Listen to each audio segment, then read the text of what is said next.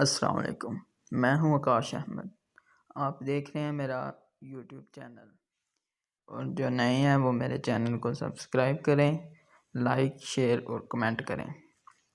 اور میں آج آپ کو بتانے والا ہوں کہ ہم یوٹیوب پر چینل کیسے بنائیں گے۔ یہ دیکھیے گا،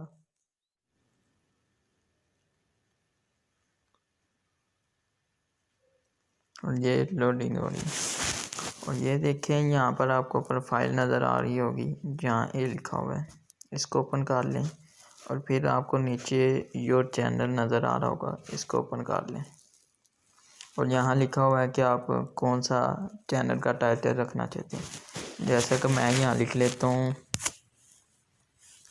فنی،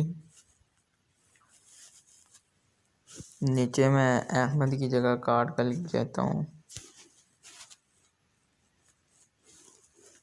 انٹرٹینمنٹ۔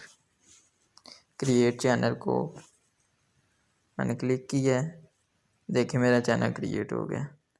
اب کوئی بھی میں چیز اپلوڈ کرنا چاہتا ہوں تو میں یہاں سے کریٹ سے دبا کر اپلوڈ ویڈیو، یہاں سے میں کوئی بھی ویڈیو اپلوڈ کر سکتا ہوں۔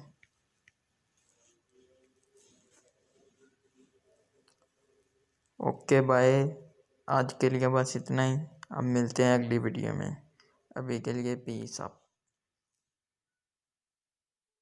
اگر میری ویڈیو اچھی لگی ہو تو لائک ضرور کرنا۔